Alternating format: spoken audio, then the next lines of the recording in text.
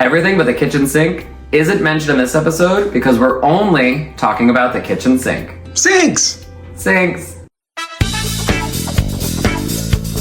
When getting a kitchen sink, the three most important things to focus on are the materials, how you're gonna mount it, and bowls.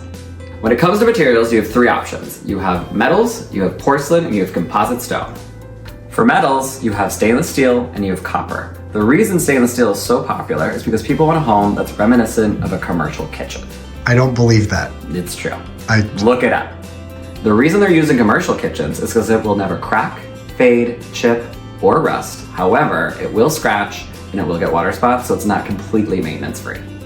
Other material in the metal category is copper. Copper to me is wildly impractical. It'll start out shiny and you can kind of age it with certain chemicals, but as you use it, it's basically gonna turn green around the ring and just get dirtier and dirtier and less shiny, and you can always shine it back up, but it's a ton of maintenance for a kitchen sink. After your metals, you have porcelain. And with porcelain, you have your enamel cast iron or fire clay. A porcelain sink is a lot like me. It can crack, it can chip, it can fade, and it will get hairline cracks around the drain. And that will happen within a 10-year period. Get excited.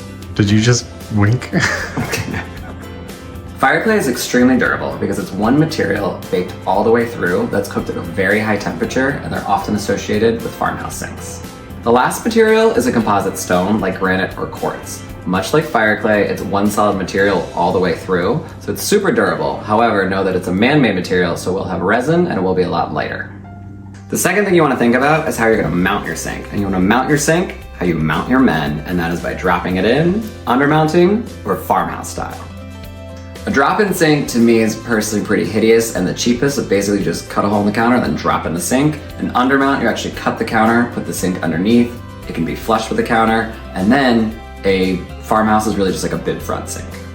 The last decision you're gonna make is whether you wanna do a single bowl or a double bowl. I actually don't see a lot of value in double bowls because they get in the way of your pots and pans versus a single bowl. You can wash a baby, you can do all of your pots and pans, things can roast, things can sit, things can soak. Versus a double bowl, you really just have a divider, but they don't really serve a purpose because you're often not using both at the same time. You can wash two babies. You can wash two small babies for a month.